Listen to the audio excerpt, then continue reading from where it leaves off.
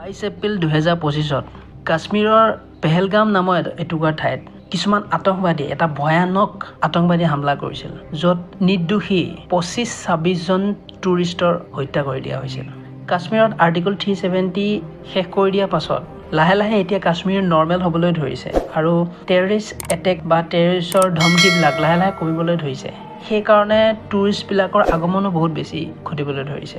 সেয়েহে 22 এপ্ৰিলৰ দিনাখন পেহেলগাম নামৰ এটুকুৰা ঠাইত ভাৰতৰ বিভিন্ন ঠাইৰ পৰা কিছুমান টুৰিষ্ট ভ্ৰমণ কৰিবলৈ গৈছে। প্ৰত্যক্ষদৰ্শীয়ে কৈছে যে টেৰৰিষ্টবিলাক আৰ্মিৰ ইউনিফৰ্ম পিন্ধি পেলাই আহিছিল আৰু মানুহবোৰক ৰিলিজন ধৰ্ম বিচাৰ কৰি মানুহবিলাকক হত্যা কৰা হৈছিল। নিউজ চেনেলবিলাকত কৈ আছে কিছুমান ভুক্তভোগীয়ে বাইট দিছে যেতিয়া টেৰৰিষ্টবিলাকে টুৰিষ্টক আক্ৰমণ কৰিছিল তেতিয়া মানুহবিলাকক হিন্দু আৰু মুছলমান বেলেগ বেলেগ ভাগ হ'বলৈ দিছিল আৰু যিবিলাক হিন্দু তেওঁলোকক কোনো কথা নুসুধাকৈ ডাইৰেক্ট গুলি কৰি হত্যা কৰি দিয়া হৈছিল। যেতিয়া এই ঘটনাটো ছ'চিয়েল মিডিয়াত ভাইৰেল হৈ গ'ল বা নিউজ চেনেলত ভাইৰেল হৈ গ'ল তেতিয়া মানুহৰ ঘটনাবোৰ দেখি আৰু ভুক্তভোগী মহিলাবোৰৰ কষ্ট দুখ বেদনাবোৰ দেখি বা টুৰিষ্টবোৰৰ ওপৰত হোৱা এই অমানৱীয় অত্যাচাৰ দেখি মানুহৰ হৃদয় কঁপি উঠিছিল।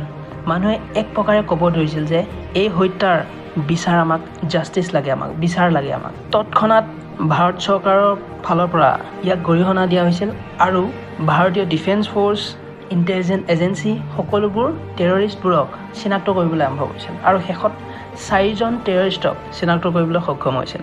এতিয়া ভাৰত চৰকাৰে এই ঘটনাটোৰ পাছত সম্পূৰ্ণৰূপে এই ঘটনাটোত পাকিস্তানী ISI জড়িত হোৱাৰ প্ৰমাণ আছে বুলি কৈছে।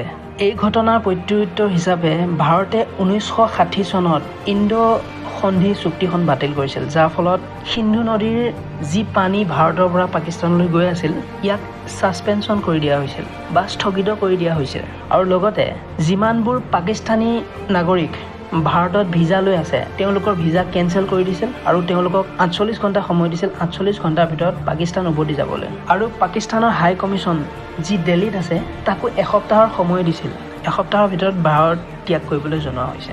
এতিয়া ছ'চিয়েল মিডিয়াত হওক নিউজ চেনেলত হওক সকলোৱে কৈ আছে যে এতিয়া ভাৰত আৰু পাকিস্তানৰ যুদ্ধ হোৱাৰ প্ৰচুৰ সম্ভাৱনা আছে। আচলতে এয়া টেৰৰিষ্ট এটেক হ'ব কিয় পালে? যেতিয়া কাশ্মীৰত 370 আঁতৰ কৰি দিয়া হৈছিল ভাৰত চৰকাৰে কাশ্মীৰক এটা নৰ্মেল পৰিৱেশ আনিবৰ কাৰণে বহুত কষ্ট কৰিছিল, বহুত চেষ্টা কৰিছিল। তাৰ ফলত মানুহৰ মনত থকা বিদ্বেষবোৰ কাউন্সেলিং কৰি পেলাই আঁতৰ কৰা হওক বা মানুহৰ মনত দেশপ্ৰেম ভাৱটো জগাই উঠা হওক বা আমি যে প্ৰকৃত ভাৰতীয়, কাশ্মীৰ যে ভাৰতৰ এটা অভিন্ন অংগ তাক প্ৰচাৰ কৰা হওক, সকলো ক্ষেত্ৰত বহুতখিনি কাম ভাৰত চৰকাৰে পদক্ষেপ লৈছিল আৰু এই ক্ষেত্ৰত কাশ্মীৰৰ নাগৰিকবোৰক বা কাশ্মীৰৰ ইউথবোৰক ভাল শিক্ষা প্ৰদান কৰা হৈছিল যাতে তেওঁলোকে বেয়া পথত বা টেৰৰিজম পথত আগুৱাই নাযায়। সেইকাৰণে তেওঁলোকক স্কিল ডেভেলপমেণ্টৰ পৰা আদি কৰি বা ভাল কোৰ্চবিলাকৰ আদি কৰি এইবোৰ প্ৰদান কৰা হৈছিল।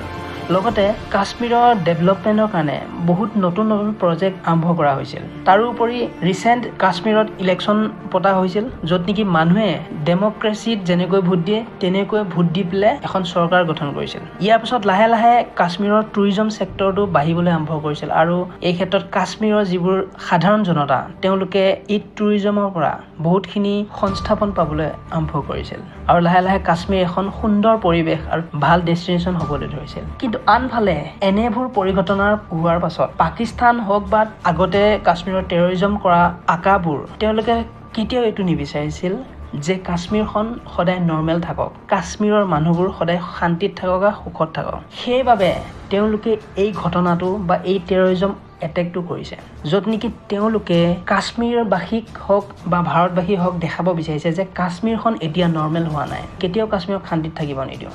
আৰু তাৰোপৰি এনেবোৰ টেৰৰিজম এটেকৰ পাছত টুৰিষ্টে কাশ্মীৰত যোৱাটো ভয় কৰিব বা এভইড কৰিব, যাৰ ফলত কাশ্মীৰৰ টুৰিজম ছেক্টৰ বহুতখিনি প্ৰভাৱ পৰিব আৰু লাহে লাহে কাশ্মীৰ আকৌ আগৰ নিচিনা পৰিস্থিতিলৈ উভতি যাব।